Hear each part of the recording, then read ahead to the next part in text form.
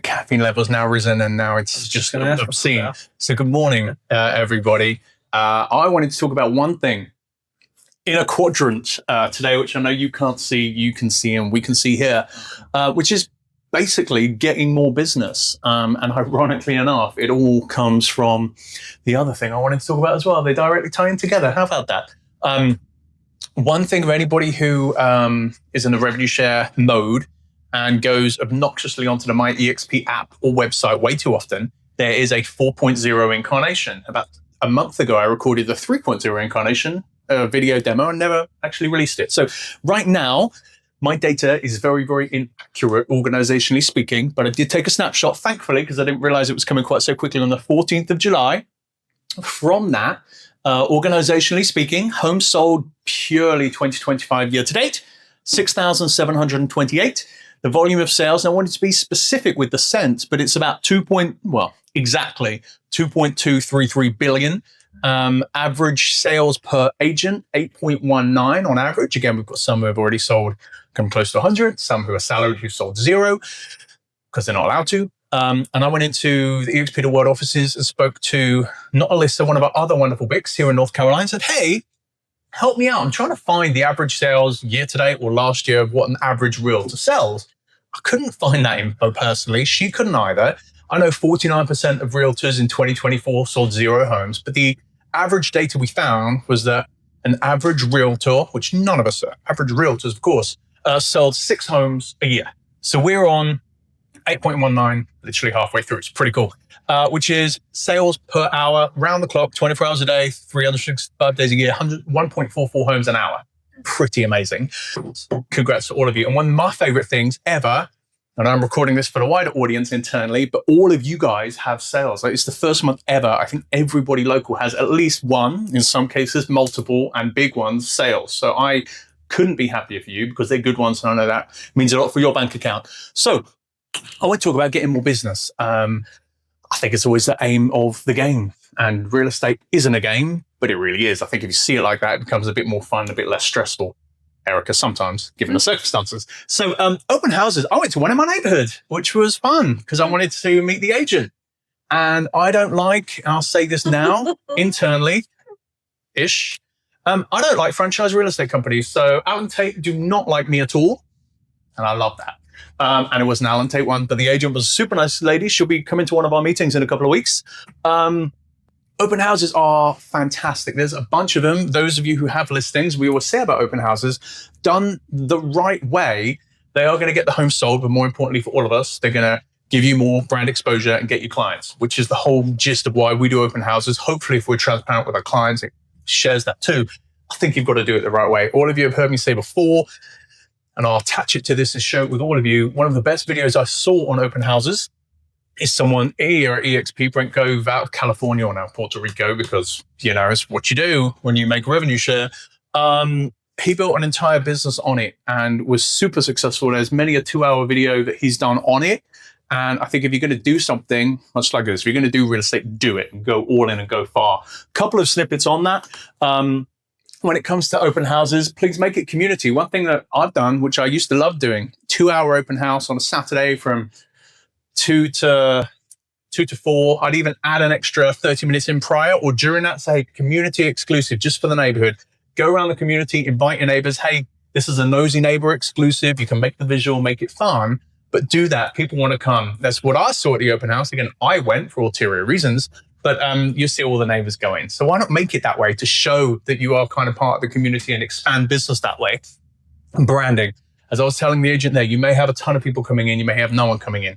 You can control that, but sometimes you can't. Make it beneficial for you. Show people that you're out there hustling, doing the business. And I think a great way to do that is social media lives. I'm terrible at this, but I think it's amazing. You get onto Facebook Live, Instagram Live, whatever your social media entity is of choice.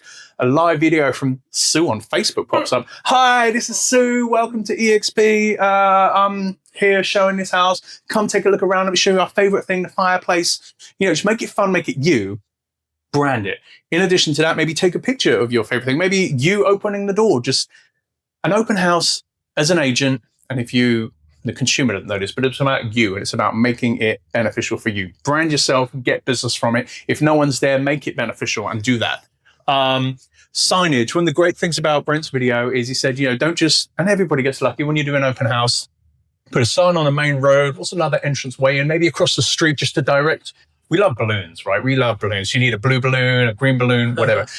But one of the things that he said, and I'll share this in the video, if you're going to do it properly. 25 to 30 signs minimum an open house. I mean, that's insane. Thank you. Yes. On TikTok, I'm 40 years old, so I'm way too old to understand TikTok. But yes, I love that. And a slow open house, because then you make it beneficial for you. So thank you for sharing.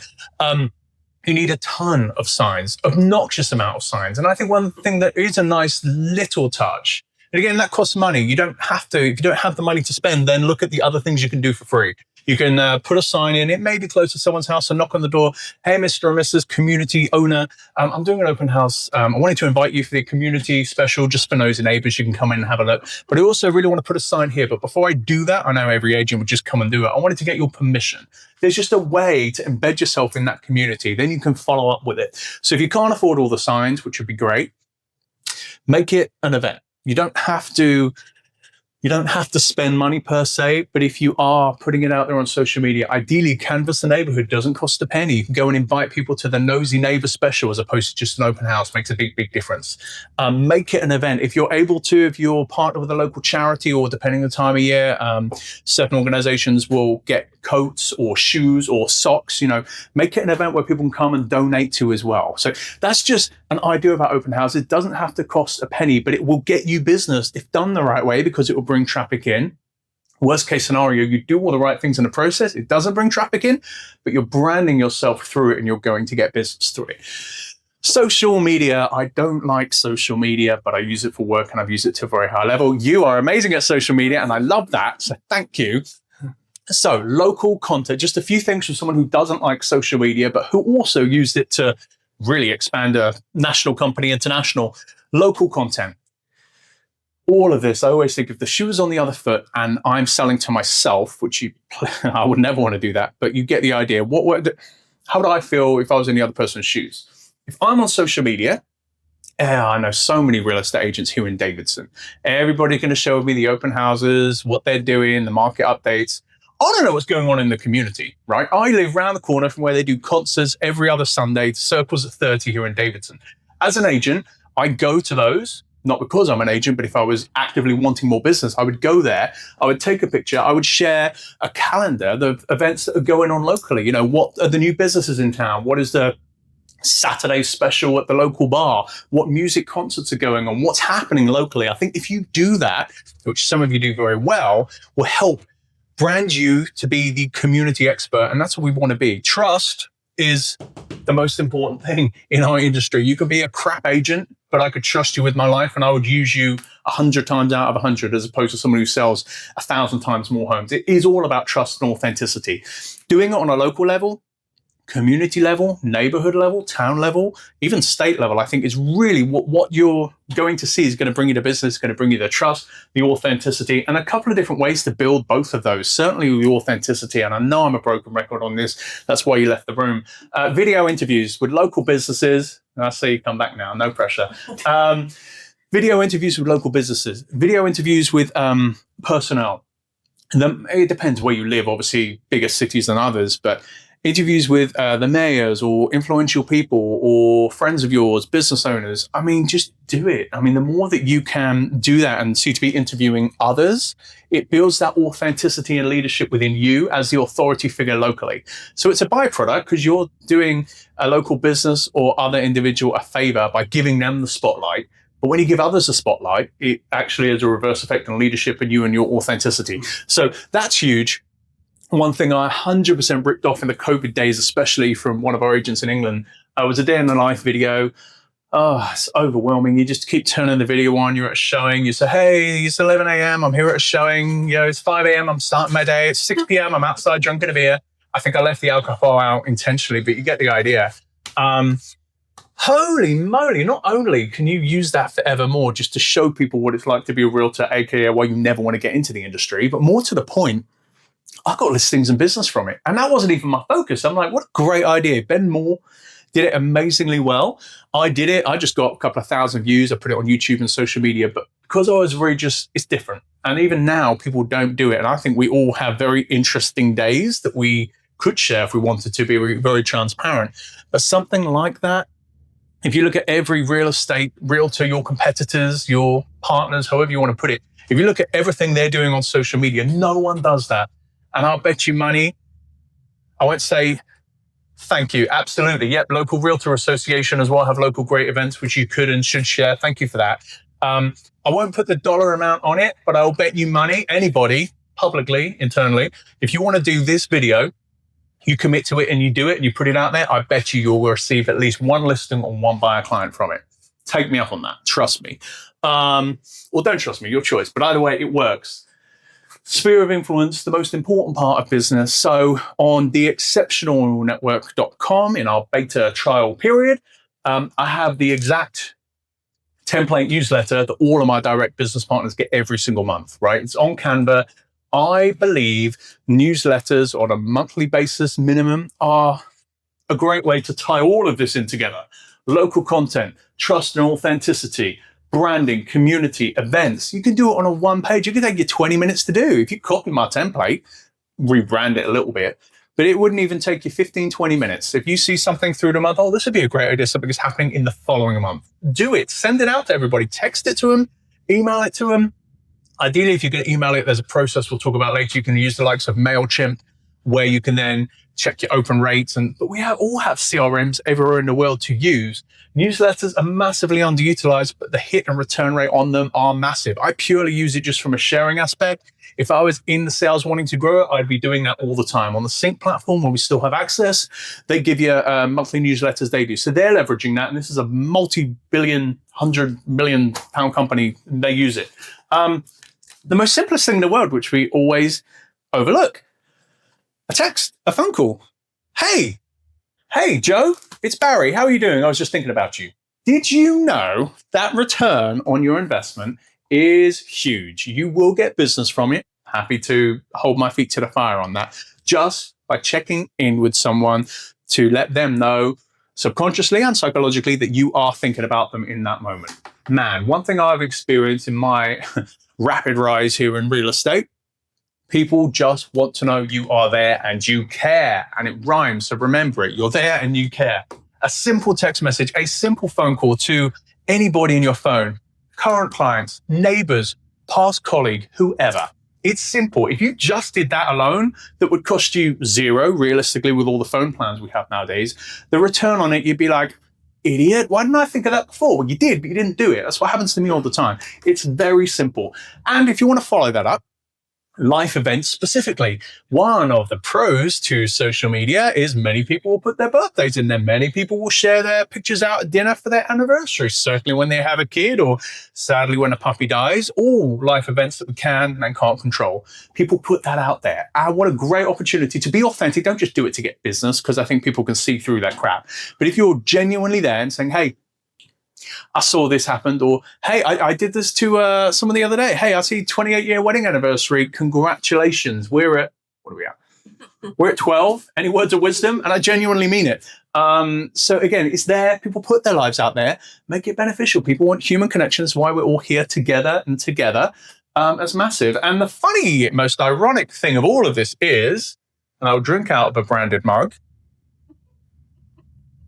intentionally. Well, it's cold now. The binding ingredient is EXP. If, again, who am I? I do a preview every, before, or you almost beat me to it last week, but I do a preview. I'm like, hey, this is what we're talking about today. Why do you want to listen to me? Why do you want to listen to us? You don't have to. We've sold $2.25 billion worth of homes this year. That's over almost 1.5 homes every hour. Listen to me, don't. I don't care. But all of this has all come as a result of paying $85 a month to EXP. I've got to partner with some of the best in the world, learn from some of the best in the world, and this is the binding glue that brings it all together. Could I do it myself? Well, I could certainly run my business myself. We all could. Could I do it to this level? Would I want to do it alone? Two very different questions. One is a no, and the other one is a heck no. So EXP, the glue of all of this is it really much gave me all of this information, both from me figuring it out and having a network of people to rely upon, and two, learn from some of the best in the world. So question for all of us, specifically those of us not in this room and on here, are we taking advantage of the training that's available to us?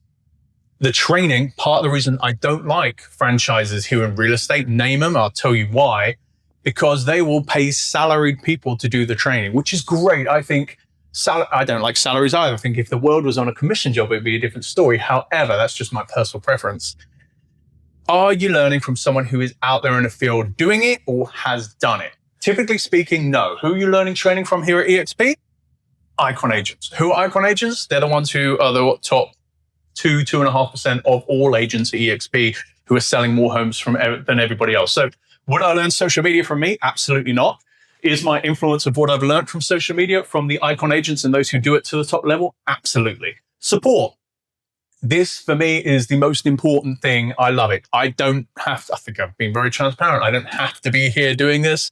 The phone has been blowing up for the last 15 hours. I don't have to answer it, but I love this and the impact that we are all having individually on our own lives as a collective unit. Makes my heart sing without getting too emotional. So I love it. So we have support here. Just in North Carolina, I went into the office yesterday, for example, we have 10 managing brokers.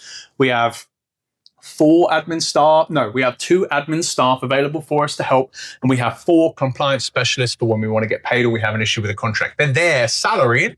There's me talking about not liking salaries, but they're there to help us and support us in our business. Are we leveraging that? Are we leveraging the network? Are we leveraging the company? And tools. They're the ones who provide the CRMs that we can choose, the ability to do half of this. So the question is, with these things that are pretty much guaranteed, surefire way of making business, are we tapping into the golden goose, so to speak? And I've never used that phrase before, but I love it.